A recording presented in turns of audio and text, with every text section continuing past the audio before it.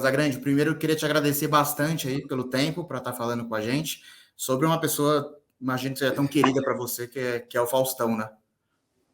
Obrigado, Wesley, pelo convite.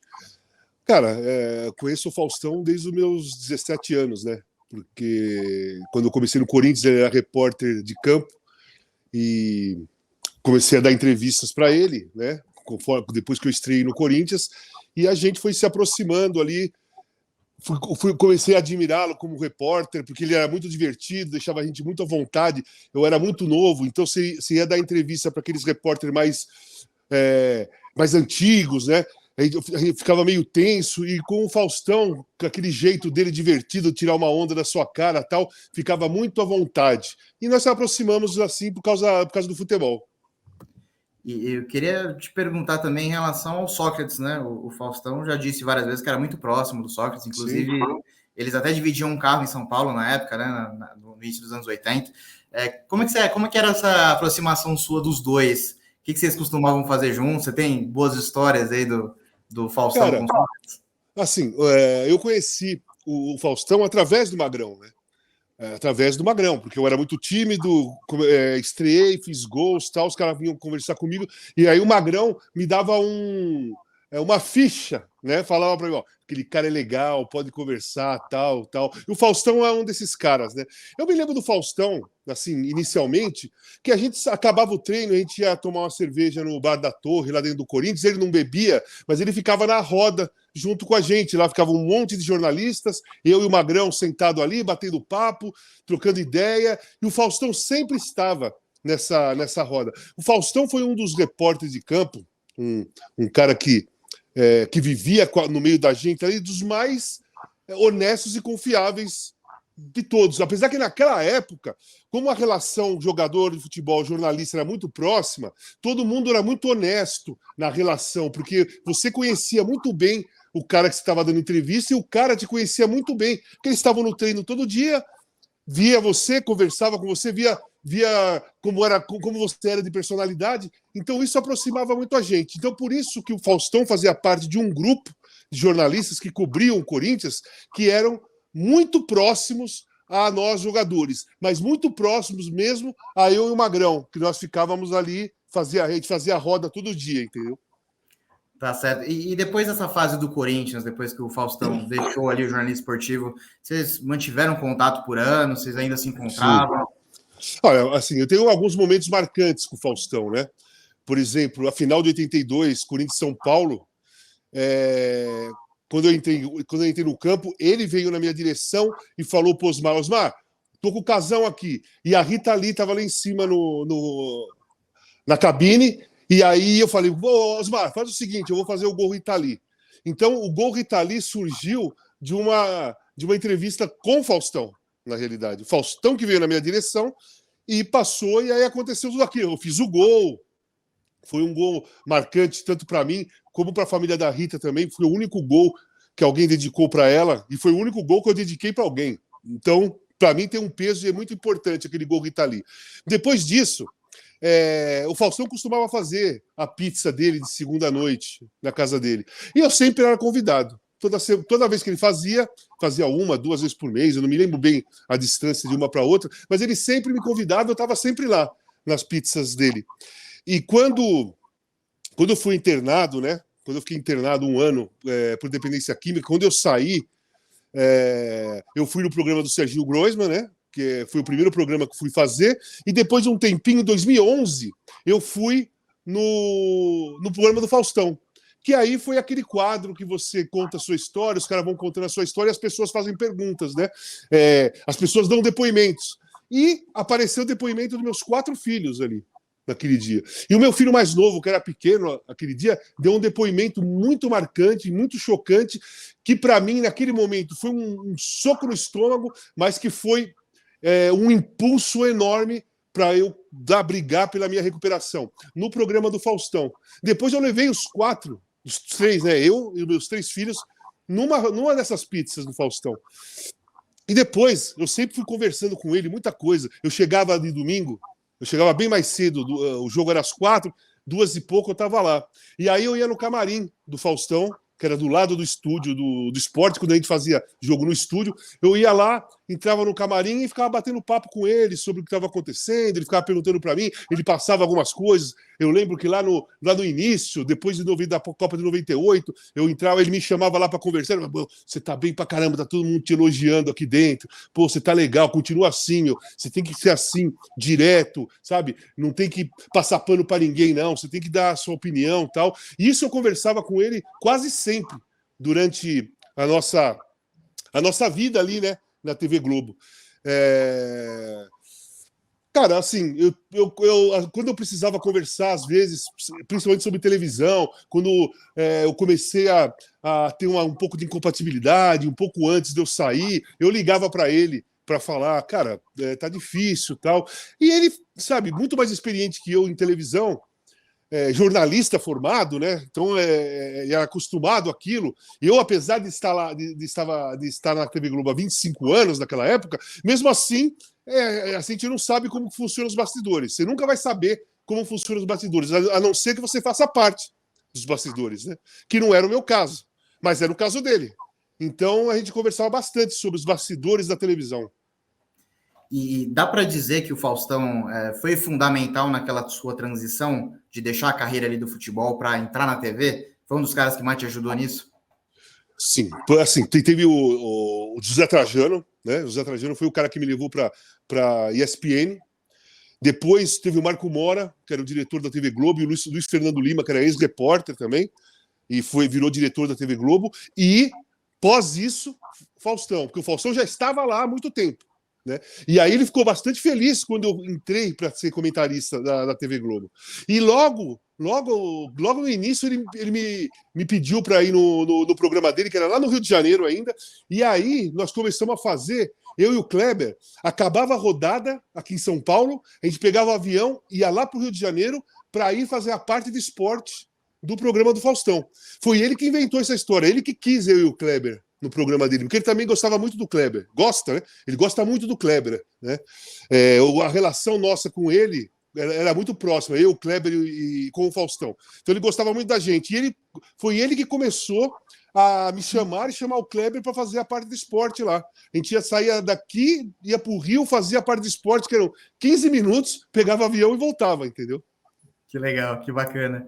E em relação a... Você comentou, né, sobre uma fase difícil da sua vida, que quando você voltou, você deu ali entrevista no programa do Faustão. Durante essa sua fase de internação, fase de tratamento, o Faustão também te ajudou? Era um cara que te ligava? Como é que foi a relação de vocês? Não, eu fiquei isolado. Eu não tinha contato com ninguém do externo. Só depois de 6 meses que eu comecei a ter contato com a minha família, mas que a minha família ia lá me visitar. Eu não podia receber visita de ninguém. Né? Meu tratamento foi muito rígido, sem contato com ninguém. Então, e tem outra, ninguém sabia onde eu estava. Ficaram sabendo depois que eu dei uma entrevista para a revista Época, que a jornalista me descobriu lá e eu dei entrevista para ela. Aí o pessoal descobriu onde eu estava, mas mesmo assim, mesmo depois disso, ninguém podia entrar em contato comigo, ninguém podia me visitar. Eu só fui ter contato com essas pessoas quando eu saí mesmo, né? Que eu escolhi o programa. Depois que eu dei a entrevista para a Época, a direção da Globo me chamou e falou assim: meu, agora você tem que dar uma entrevista para a TV Globo, para nós, né? Você é daqui, algum programa tal. Eu falei: então, o Groisman, que era meu amigo, né, há anos, desde a época do começo dos anos 80 e tal, eu fui lá e dei uma entrevista pro Serginho. Logo depois disso, eu voltei a trabalhar na TV e, em seguida, eu voltei ao programa do Faustão para fazer aquele quadro, né, que foi o quadro que meus filhos participaram. Né? Então, a importância do Serginho e do Faustão, na realidade, a escolha do Serginho e do Faustão foi porque eu estava voltando depois de um ano de uma internação gravíssima, e para que eu voltasse a um programa para contar a minha história, tinha que ser com pessoas que eu tivesse uma afinidade, que eu me sentisse seguro, que eu sabia que iam me apoiar na minha história, né? E eu contar a minha história porque me conheciam desde os 17 anos. Então, a minha escolha do Serginho e do Faustão foi exatamente para isso, para ter uma segurança na minha volta, entendeu? Oi? Perfeito, perfeito. Ah, deu uma falhada, agora voltou. Eu queria te perguntar também, você comentou, né, que conversava sempre com o Faustão, frequentemente aí sobre TV. Como é que foi essa última conversa, nessa época aí que você estava já pensando em deixar a Globo, ele já tinha deixado, né? Como é que foi essa última conversa de vocês antes de você tomar a sua decisão? Não, cara, quando eu saí da Globo, logo depois, sei lá, alguns dias ou uma semana, ele me ligou. E aí nós conversamos, tal. Eu falei, pô, ele falou assim, pô, vou ver aqui na Bandeirantes, ver como funciona, quem sabe, pô, trazer você para cá seria sensacional, tal. Eu falei, Faustão, tudo bem. Eu só quero dar o tempo nesse ano, que era 2022, né? Eu só quero dar o tempo de 2022, que eu tô acabando de sair da TV depois de 25 anos. Eu quero ter uma pausa de TV, eu quero ficar um pouco mais tranquilo, sem agitação, sem correria. Eu já tinha fechado com o UOL, né? E com a Folha para ir para a Copa do Mundo. Então eu escolhi, falar assim, eu vou dar um tempo, vou ficar só no trabalho para escrever mesmo, para participar de alguns programas do UOL, que eu quero diminuir a intensidade, né, da vida que eu tive por 25 anos em TV, que é muito, muito intenso. Aí depois nós conversamos ainda, levamos ainda um pouco de conversa e ele acabou saindo da TV, né? Mas assim, esses problemas de saúde dele eu fiquei sabendo mais pela imprensa mesmo. Eu tenho o telefone dele, mas eu não liguei para ele no hospital porque eu não sei qual é que é, sabe? Não sei qual é a situação real. Não vou ligar para ficar conversando. Eu mando mensagem através do meu Instagram, que ele vê também, a família vê. Agora, ligar lá, eu ainda não sei se vale a pena, se não vai atrapalhar, se não vai incomodar, sabe? Qual seria o lado emocional dele de receber uma ligação e tal, sabe? Perfeito, perfeito, entendi. Queria que você me contasse um pouquinho também sobre a pizza, né? Você disse que era sempre convidado, estava sempre lá. Acredito que o Sócrates também ia muito, né? Como que era o pessoal do futebol nessa pizza, né? O Faustão ele fazia pizza para todos, né? Então, assim, todos os convidados tinham ligação com outros convidados, né? Então, por exemplo, ele me chamava para ir na pizza, mas também chamava o seu Rubens Minelli, chamava o Muricy, chamava o Rivelino, né? O Kleber, né? A gente ia numa turma. Quando você chegava lá, você não sabia quem era convidado. Você era convidado, mas você não sabia quem mais era convidado. Aí você ia, você encontrava o pessoal, tinha aquela mesa o pessoal mais do esporte, o pessoal do jornalismo, o pessoal que é médico. Aí se misturava tudo. E como eu ia sempre, eu comecei a fazer parte de vários grupos ali, né? Vários grupos dos jornalistas. A Maju foi uma vez com o marido dela, eu estava sentado numa mesa, era a primeira vez que ela tinha ido, né, que ela estava indo na pizza, ela estava meio assim, eu falei, senta aí, Maju, senta aí. Conheci o marido dela, nós ficamos numa roda, assim, bem de frente, batendo papo e tal.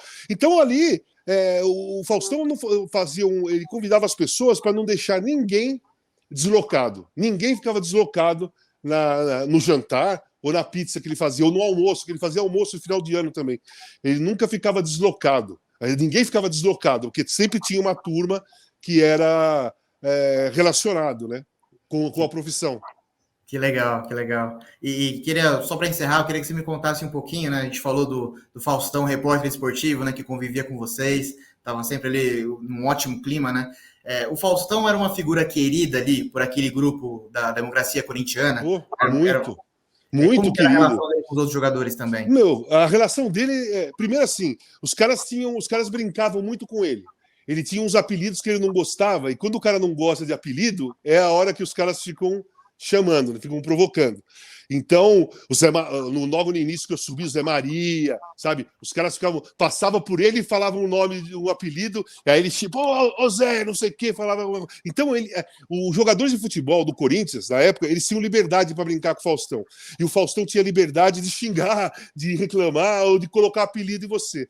Porque ele era um cara que, assim, quando você estava no campo, ele vinha te entrevistar, ele vinha lá de baixo, tirando uma onda com a sua cara. Olha lá, agora eu vou falar com o Valtinho, o Casão, lá da Penha, bababá, ele vinha falando, aí quando ele chegava perto, ele falava, Casão, como vocês estão preparados para o jogo? Mas ele já estava me zoando, já fazia uns 1 minuto, 2. Só que a gente não sabia, né? Porque você tá lá aquecendo no campo, focado, você não sabe o que o cara tá falando. Aí depois Meus amigos começaram a falar, pô, o Faustão te zoou pra cacete e tal. Aí eu comecei a sacar qual é que era. Que ele vinha te zoando, aí quando ele chegava, eu já começava, antes de responder, eu respondia falando um apelido dele. Aí era, sabe, era uma troca assim de brincadeira mesmo, de afinidade, de confiança mesmo, de liberdade, sabe? Ninguém era sacana com ninguém, ninguém queria derrubar ninguém queria fazer mal para ninguém. Era simplesmente uma relação bem aberta e suave, sabe? Você contaria algum desses apelidos aí Cara, não vou contar. Forte, né? Forte. Não vou contar, não. Os apelidos eu não vou contar. Se um dia ele quiser falar, ótimo. Tá certo. Valeu, Casagrande. Obrigado mesmo. Obrigado. Incrível. E tomara que dê tudo certo com o Faustão aí, né? Que sim, tomara. Vamos torcer que vai dar tudo certo. Tá valeu. Certo. Valeu. Obrigado. Boa tarde. Obrigado. Valeu. Tchau.